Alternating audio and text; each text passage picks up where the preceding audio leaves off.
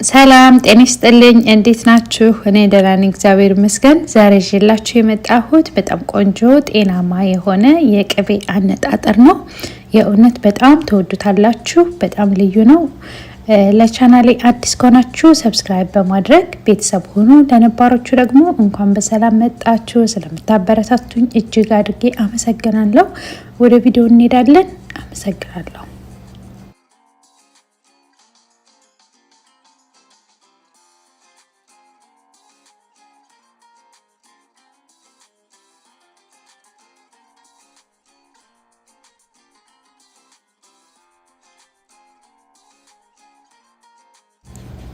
ቅቤያችን ማንጠር ለመጀመር እንግዲህ ማመስ አለብን። ዛሬ እንግዲህ በደንብ አድርጌ ግልጽ በሆነ ማብራሪያ ነው ማሳያችሁ እና እዚህ ጋር ቅመሞች አሉ። መጀመሪያ ላይ የሚያስፈልጉንን ቅመሞች ጽፌላችኋለሁ።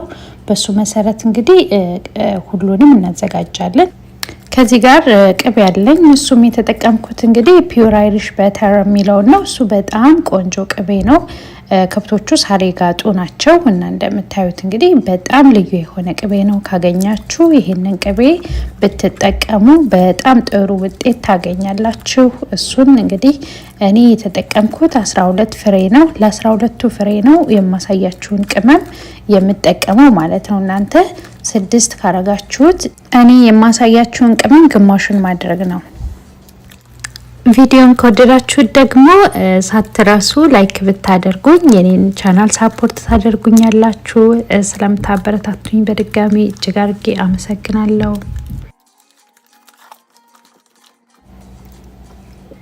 አሁን ዛሬ የማነጥረው በኢንስታንት ፓት ነው። ኢንስታንት ፓታችሁን ሶቴ ላይ ታደርጉና ከፈለጋችሁ ይህንን በድስት መስራት ትችላላችሁ። ግን የሙቀቱን መጠን መቀነስ አለባችሁ። እኔ በሎው ነው ያረኩት። በሎው ማድረግ አለባችሁ፣ ካለዛ ሳይቀልጥ ይቃጠልብናል። አሁን እሱ እስከሚቀልጥልን ድረስ ደግሞ ቅመሞቻችን እናዘጋጃለን። ከዚህ ጋር አብሽ አለኝ። አብሹን ደግሞ ትንሽ ከለሩን ቡኒኝ እስከሚሆን ድረስ በጣምም ሳይጠቁር እናምሰዋለን።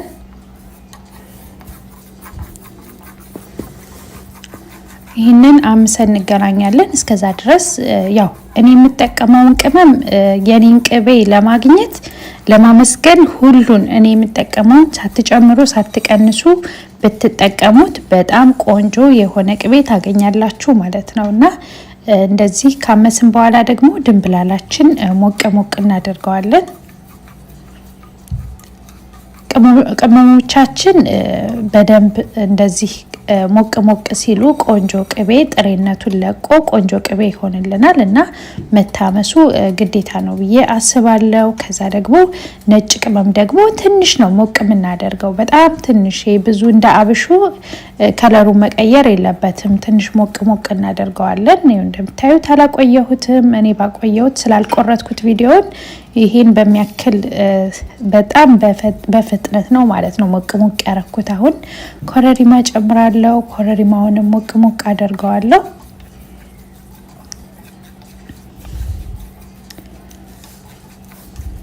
ይህንን ቅቤ እንግዲህ ከዚህ በፊት አሳይቻችሁ ነበረ፣ ግን ደግሞ በደንብ ግልጽ የሆነ ማብራሪያ ቅመሙን እንዴት እንደተጠቀምን አፈጫጩን ግልጽ የሆነ ማብራሪያ ስላልሰጠዋችሁ ያንን ለማብራራትና ቆንጆ አርገን ለማንጠር ነው የመጣሁት ማለት ነው። በብዙዎቻችሁ ጥያቄ መሰረት አሁን ዝንጅብል አለኝ፣ ነጭ ሽንኩርት አለኝ። ሁለቱንም እንደዚህ አድርገን ድቅቅ እናደርገዋለን እና አሁን እንግዲህ እንደነገርኳችሁ መጀመሪያ ላይ ለክትፎም ይሆናል። ምክንያቱም ደግሞ አይሆንም አይባልም፣ መጀመሪያ ይሞከራል። የሽንኩርቱና የዝንጅብሉ ቃና እስካልወጣ ድረስ ቅቤያችን ቆንጆ ሆኖ እስከጣፈጠ ድረስ ለክትፎ የማይሆንበት ምክንያት የለም። ሁለተኛ ደግሞ ያው ለመድኃኒት ለጤናችን ተብሎ መድኃኒት ስንወስድ የለም ማናቀውን እና ይሄ ደግሞ ሽንኩርት ለምሳሌ ሽንኩርትና ዝንጅብል ለጤናችን ጠቃሚ ነው። በዛ ላይ ያላስፈላጊ የሆነ ኮሌስትሮልን ይቀንስልናል እና ብንጠቀመው ጥቅም እንጂ ጉዳት የለውም። የምናነጥረው ቅቤ ተመጣጣኝ ለሰውነታችን ቆንጆ የሆነ ይሆናል ማለት ነውና እዚህ ጋር እንደምታዩት ያመስኳቸው ቀዝቅዘውልኛል። ከዛ እንደዚህ ሸርከት ያረግን ነው መንፈጫው። ሁሉንም ቅመሞች እንፈጫለን ያመስናቸውን ቅመሞች እና ከሚልም በደንብ እንደው ጥሬ ሆኖ ሸርከት ቢል ይሻላል። እንዳታልሙት። ካላማችሁት ድንገት ከላመባችሁ ያው ቅቤው ኩልል ብሎ አይወጣም። ያ ማለት በቃ ድብክክ እያለ ነው ቁጭ የሚለው ማለት ነውና ሁሉም ቅመሞች በተቻለ መጠን በጣም ሸርከት አድርገን ነው መፍጨት ያለብን። ከዛ ውጭ ደግሞ ከላመብን ደግሞ አንጥረ ነው አንድ ቀን ማሳደር አለብን ማለት ነውና ግግር ሲል ሲቀዘቅዝ ቀስ አርጋችሁ በሙቀት ቅቤው ወደ ላይ እንዲሆን ቅመሙ ወደ ታች እንዳይሆን ሳይፈላ ገና እንደዛ ማጥለል ትችላላችሁ። እኔ ከዚህ በፊት እንደዛ ሆኖብኝ በዚህ መንገድ ስለተጠቀምኩት ይሄንንም በዛው ልንገራችሁ ብዬ ነው። ድንገት ከላመባችሁ እና በደንብ ተጠንቅቃችሁ ቅመማችሁን መፍጨት ነው ማለት ነው። ፈጭተነው እንገናኛለን።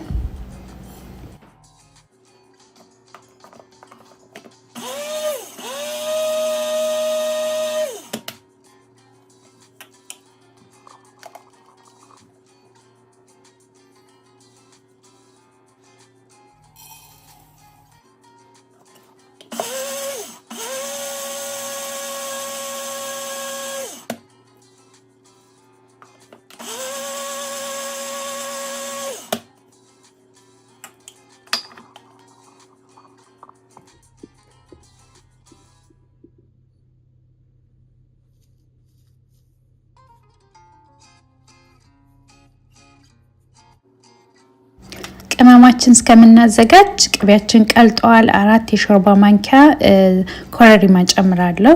እንግዲህ መጠኑ እንደነገርኳችሁ ነው። የኔን አይነት ቆንጆ የሆነ ቅቤ ለማግኘት መጠኑን አታሳንሱት፣ አታስበልጡት። ምክንያቱም በጣም ቆንጆና ልዩ ስለሚሆንልን። ቀጣይ ደግሞ አብሽ ነው የምንጨምረው። አብሽ ደግሞ 1 የሻይ ማንኪያ እንጨምራለን። መጠኑን የኮመንት መጀመሪያ ላይ ማስቀምጥላችኋለሁ። ድንብላል ደግሞ 2 የሾርባ ማንኪያ እንጨምራለን።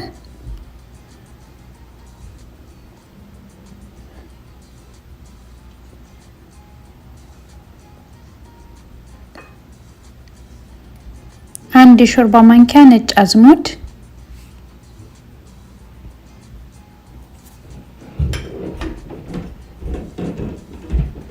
3 የሾርባ ማንኪያ ጥቁር አዝሙድ፣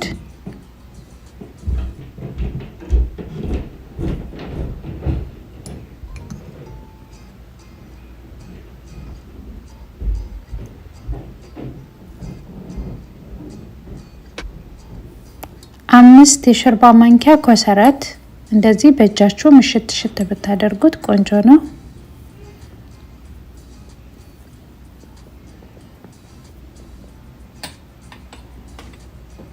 ደረቅ በሶ ብላ 2 የሾርባ ማንኪያ ካገኛችሁ እርጥቡን ብትጠቀሙ ቆንጆ ነው።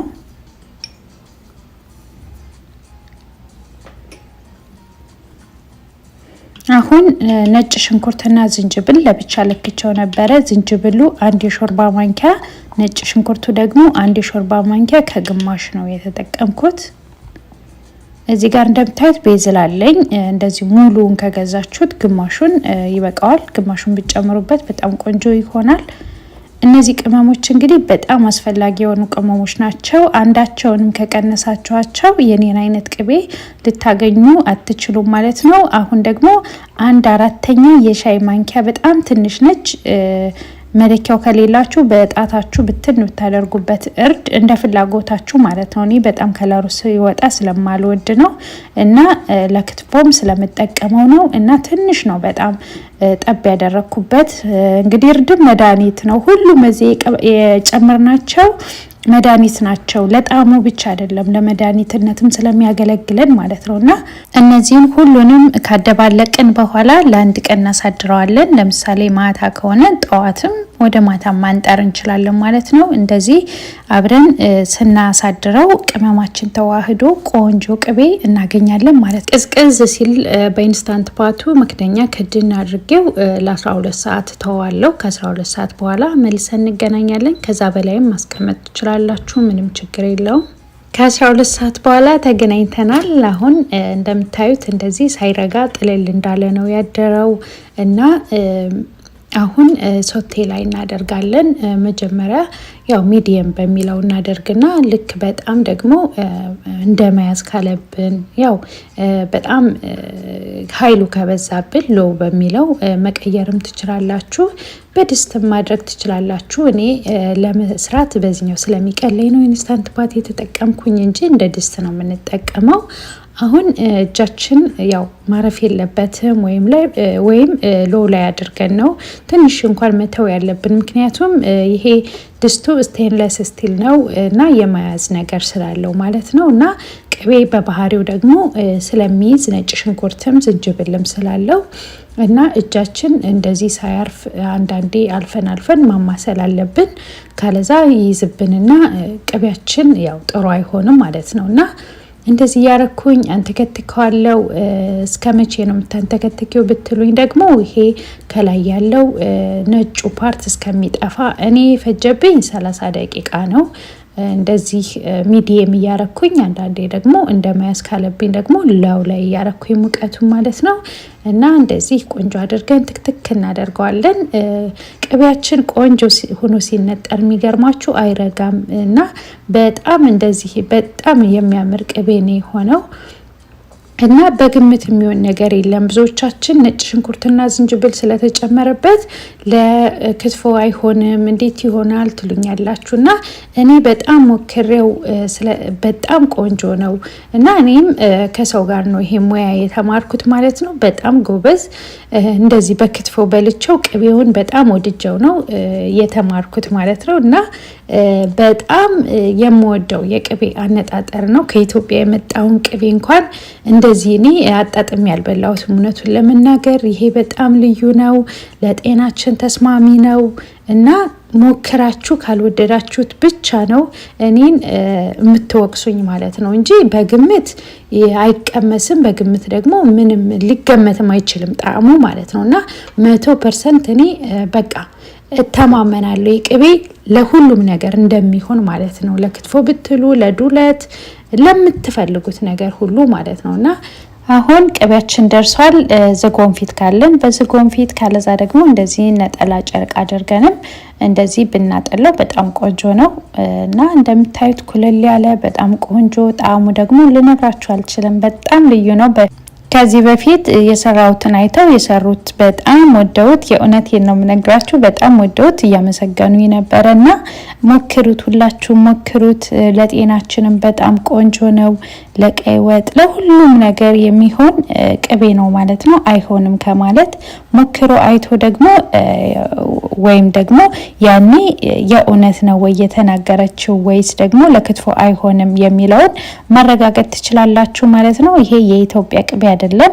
በውጭ ሀገር ስንኖር ደግሞ እንደዚህ አድርገን ሪሲፒ የሚባል ነገር አለ ማለት የእናቶቻችን ሙያ አይኖ በጣም እጹብ ድንቅ ነው። ግን ደግሞ ሰው የራሱ ሪሲፒ ይኖራል። አንዳንዴ ደግሞ ወጣ ብሎ ቆንጆ የሆነ ሪሲፒ ሲያሳየን አፕሪሼት ማድረግ እንጂ ጭራሽ ሳንሞክረው ይሄ ሊሆን አይችልም እንዴት ነው የሚሆነው አይባልም። እና ሞክራችሁ የእውነት ውቀሱኝ ካልወደዳችሁት። እና እንደምታዩት እንግዲህ ቅቤያችን ኩልል ብሎ እንደዚህ አድርገን ጥልል አድርገ ነው በጣም ቆንጆ ሆኖ ምንም እንትን ያለ የለውም። እንደነገርኳችሁ ቅመማችሁ ከላመባችሁ አልጠልላችሁ ካለ አሳድሩት። ከዛ ጠዋት ላይ ሞቅ አድርጉት። ራሱ በላይ ቅቤው ይንሳፈፋል ማለት ነውና ያኔ መለየት ትችላላችሁ። እንደምታዩት ልዩ ነው። በጣም ነው የሚያምረው። እና አቀማመጡ እንዴት ነው ላላችሁኝ ደግሞ እስከሚቀዘቅዝ ሙሉ እስከሚቀዘቅዝ ክዳኑን አትክደኑት። ክዳኑ ካላባው ውሃ ቅቤን የማሻገት ነገር ስላለው ማለት ነው። ከዛ ውጭ ደግሞ ካላባው በደንብ አድርገን ጥርግ አድርገን ከፍሪጅ ውጭ ማስቀመጥ እንችላለን። እኔ እንደዛ ነው ማስቀምጠው።